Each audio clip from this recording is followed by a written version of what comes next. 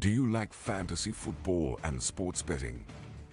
Come join us here at the Parlay Fantasy Football Podcast, where hosts Matt, Shane, and Jason talk about fantasy players, lineups, and sports betting to help you compete and win championships. And of course, some extra cash. Let's jump right into the show.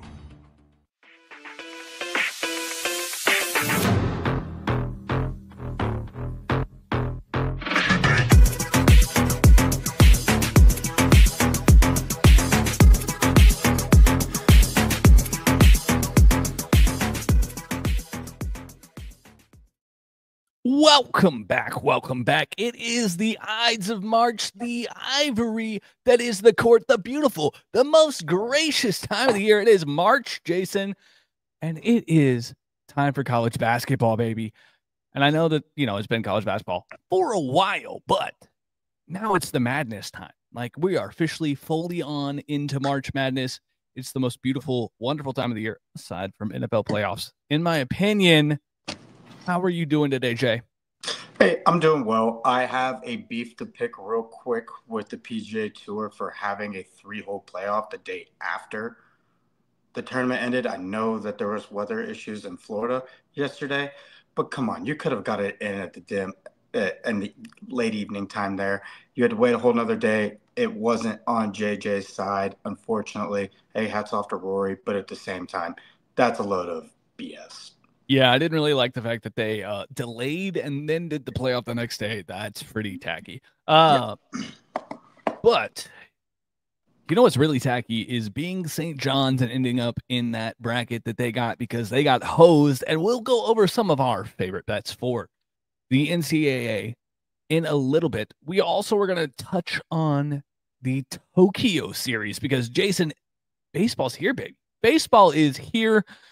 We're getting spoiled. It's the best time for any sport other than football right now. And there's free agency news going on too. And the draft's coming up, but it's just like the lull time in that sport. And this is the poppin' time in every other sport. Let's backtrack a little bit. First of all, some housekeeping stuff. I am Shane. This is Jason. We are Parlay Fantasy Football Podcast. This is our betting show. Shout out to Fantasy Six Pack. Those of you watching on the YouTube can see the scroll down here. Subscribe to Fantasy Six Pack and, reap the benefits of the most accurate rankings in football. Also, they do literally every sport you could ask for, and the data and the projections are impeccable.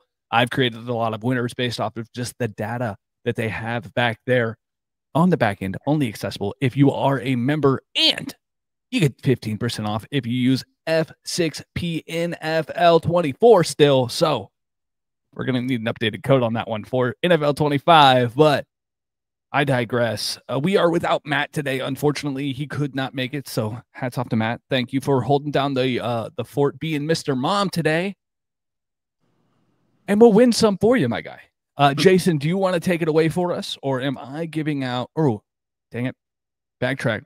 Am I up to bat for the Tokyo Series? Yeah, no, you're up to bat. Hey, I like what you did there. You stopped yourself, and you still did a kind of a corny pun, but I did like it. Yeah, but I liked it. It popped in my head a little late. My mouth was moving faster than my brain was at that exact instant. But leading off, Jason, I've got an Astros shout out, but he no longer plays for the Astros. So Kyle Tucker, come on down, my guy. Listen, they are playing in Tokyo. That ballpark is a dome, and it favors pull hitters. Kyle Tucker is a pull hitter through and through. Give me Kyle Tucker over 1.5 bases at plus 135. He's going to be hitting somewhere in the middle of the lineup, probably like 4 or 5. I like the chances of him getting early, and even, if you want to sprinkle anytime home run, you can.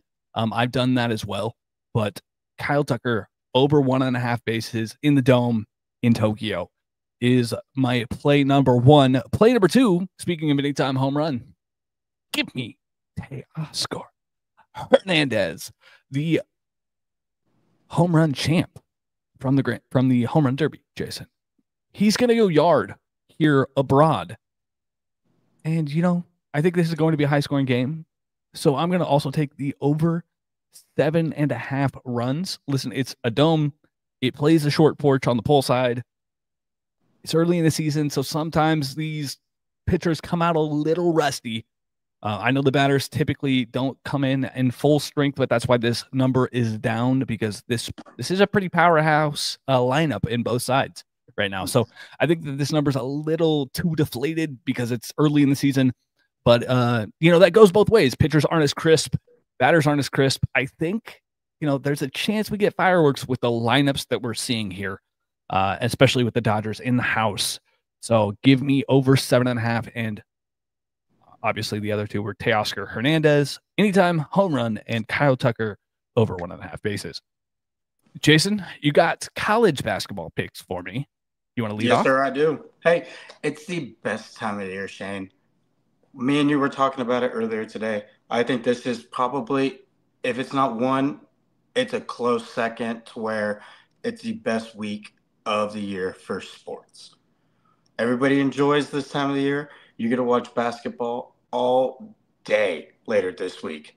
I know you're not going to be working. Your boss is probably going to be like, hey, why are your numbers down? It's like, hey, yo, I got High Point to watch right now, my guy. Chill. My numbers will be up by next Monday. So we got that going on for us. But Shane, I think you have some picks. I have some picks for us also. And we also are going to spoil y'all with a big parlay that we got for y'all. So, hey, strap yourselves in. Let us know if you're writing, or just holler at us on the text machine if you have any other bets that you like, and we might chat you out. But first off and foremost, I got to start with the Big 12 team, Shane. I'm going with BYU. This seems like it's one of those trap games with VCU. VCU has one of the better defenses for a team that's in the tournament, but BYU can shoot the lights out and get very hot. VCU leans more towards the defensive side of the ball, but they also take breaks from game to game. I don't expect them to take a break this game versus BYU, but the seeding history scares me, so that's why I'm going with the better team and the hotter team and the team that can shoot the lights out, because if you get hot from three, it's basically game over in a one game elimination. So give me the BYU team. I have them at -2.5. That's the best number I could find initially. So yeah, we're going BYU. I have no locks. I have 4 plays for y'all that I want to give out. Next team, I'm going to go Georgia. Looking at it, it's like, this is scary too. Like the seeding, everything. Because if you're picking those like 4 through 7 seeds, it's like, oh, Shane, it Well, could be a hot Georgia's, mess. sorry to burst your bubble, but Georgia's a 9. Right, I know, but I'm saying the middle seeds and whatnot, you never know what could happen in those games. Yeah, I know. I was getting there. But what I do like about this is Gonzaga's been all over the map this year. For their standards, they've had a down year. They are 13-16 against the spread when playing at least 5.5-point favorites. They are a 6-point favorite is what I've seen around just shopping numbers. I like that number, and I like the better conference. 14 teams made the tournament in the SEC. Georgia is battle-tested, so I think they will make a game out of this. I'm not saying they're going to win, but, hey, you know the saying, good teams win, great teams cover. Give me Georgia, plus the 6. Next, we're going with Cinderella Story, baby, Shane. We're going Cinderella Story. Give me High Point. I don't care. I do not care. I love it. High Point versus Purdue. Purdue takes naps and will give you a freeway HOV lane to the paint. And High Point is number 1 offensive scoring inside the 3-point line. I love this team. I love what they can do. They have the most D2 transfer. Shout out D2 gang, me and you, Shane. So I want this small school to do well. Purdue is a shadow of themselves from last year. So give me High Point to shock the world, but maybe not win. Great teams win, or good teams win, great teams cover. I'm getting them at +8. And lastly, Arkansas. Give me the 4.5 against KU. Arkansas, Calipari's first year, love it. They're doing well. He's turned that program around real quick in the transfer portal. People want to play for him. And Bill Self, hey, he's going to be a Hall of Fame coach. Shout out Oklahoma State, where he started his college career. But they're having a down year. Hunter Dickinson is just okay. They don't have that premier scorer. Everybody transferred out. Huh? Everybody transferred out of KU. Everybody's gone. Which They're all their scorers are gone. Every single one of them is playing for a team and averaging 20 points. It's pretty insane. Yeah.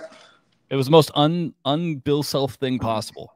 Right. So that's why I'm taking the Arkansas plus 4.5. It's weird to me that they are the dog in this fight because KU has had a very, very streaky up and down season. And Arkansas is, like I said, I'm taking the better conference here. So I'm going to go with the better team or better conference in this matchup. So give me Arkansas in this game at plus 4.5. What you got for me? I know you got a couple games written down.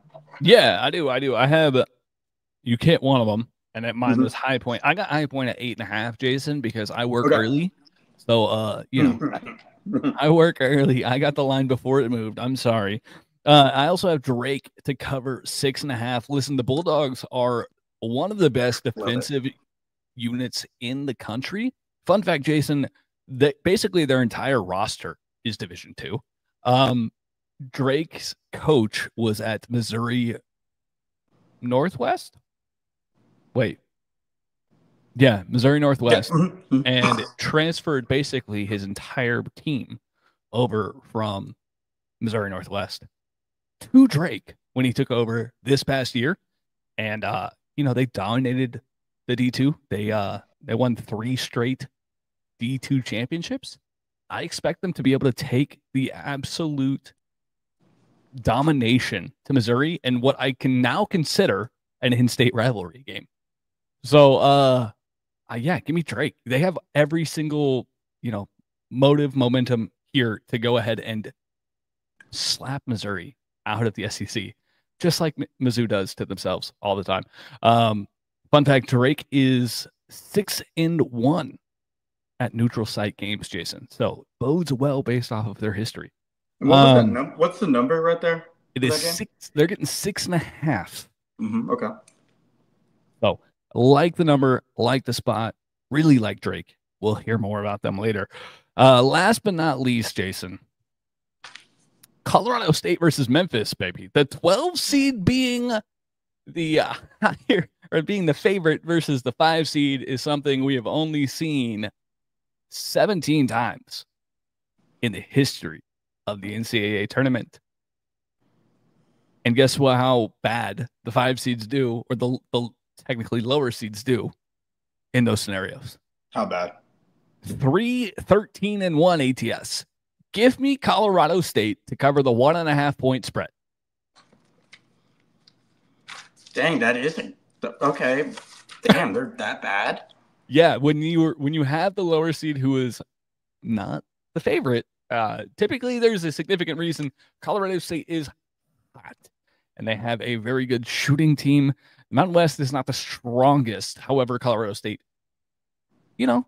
could be an outlier. San Diego State did it in 2023, so it's not unprecedented for the Mountain West to come into the tourney and make some noise. I bet you Colorado State hopes that they can this year on a 10-game straight-up and ATS win streak.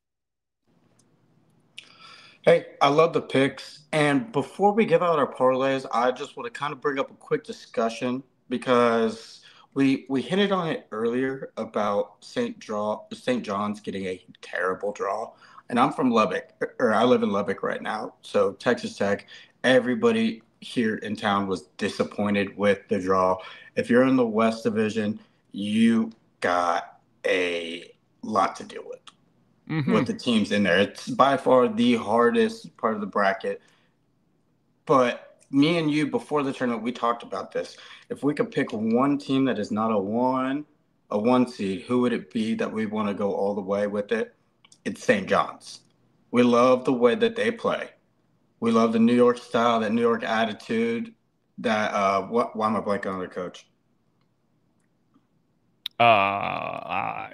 You said it, and then Pitino.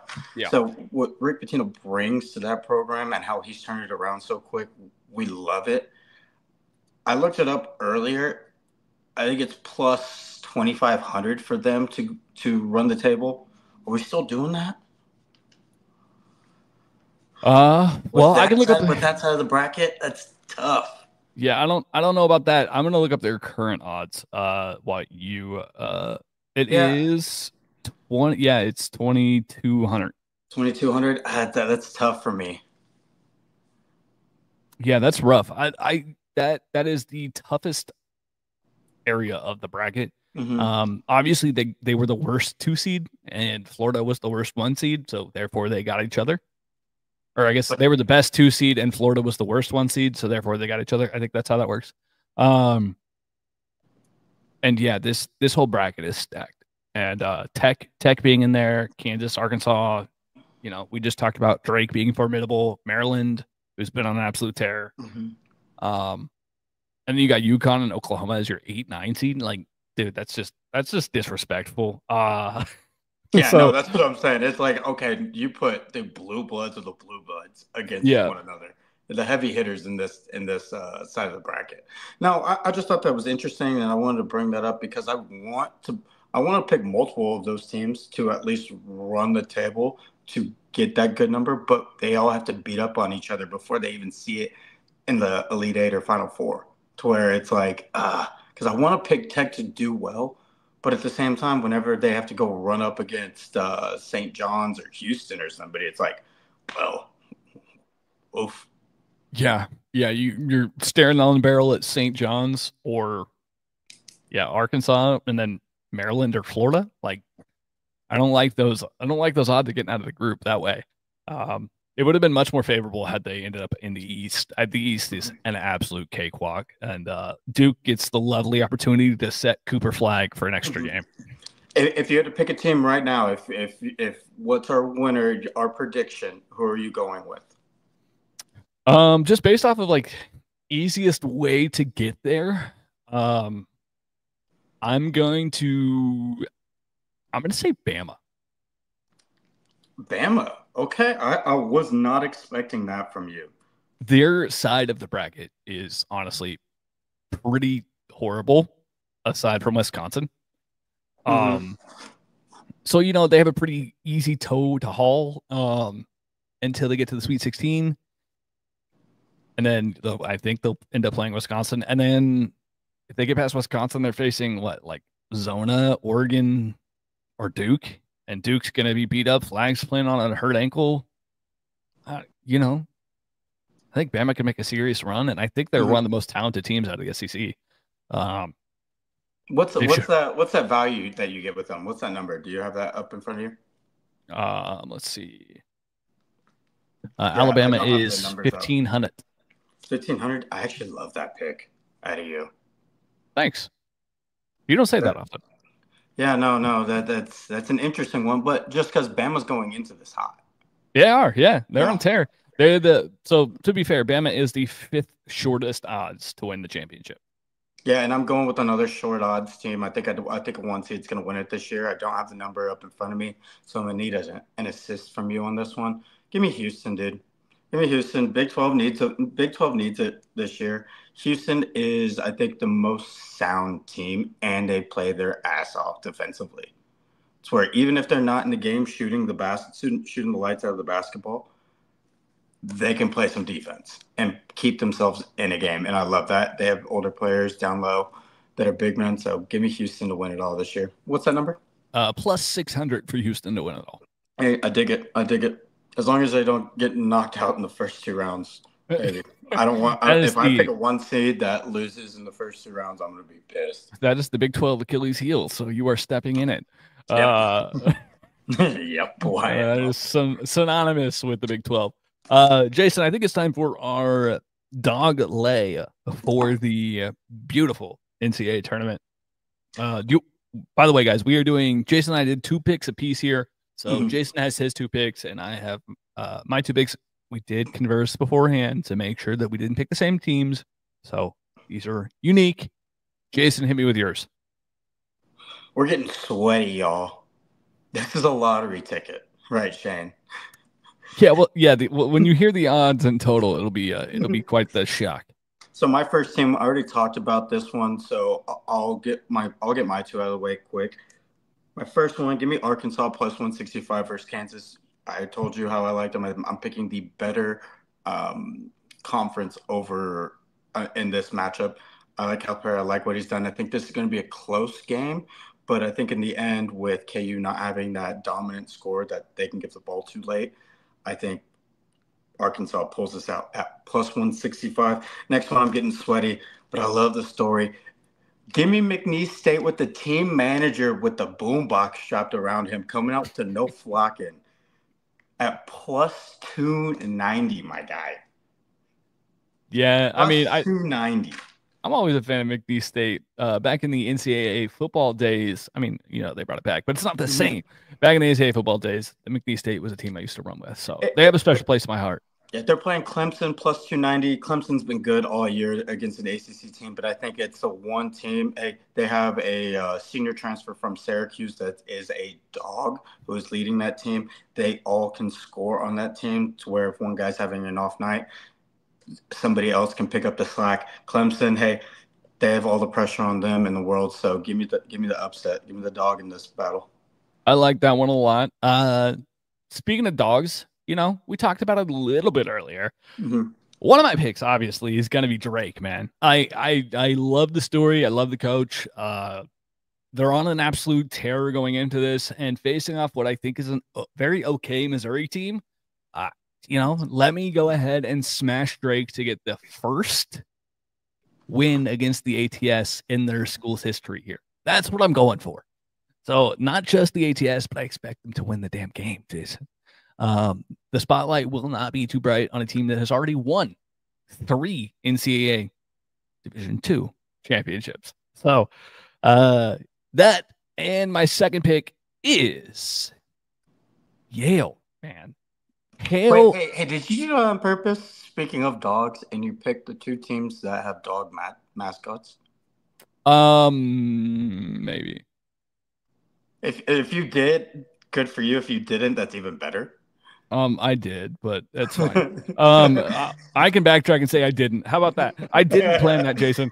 But yeah, the Yale Bulldogs also, I think, have an incredible opportunity when they're playing A&M here. Look, I know A&M's in the SEC. I know that they've had a good season. I think Yale can control the basketball, limit turnovers, and shoot incredibly well. And, there's always that one Ivy League team every single year that makes waves. I think that Yale is that team this year. I have the feeling. Are there any other Ivies that even made it this year? I don't believe that there was. I think they're the only Ivy that made it this year. So, yeah, bet the Ivy here. Yeah. Smart guys win. Smart guys win basketball games. Yeah, no, hey, I like that pick. It's one of the picks to where if you see a team that is good at shooting 3-pointers, that is a high seed, if they get hot, all you need is one game. Get hot. It's one of the things to where it's like, uh-oh,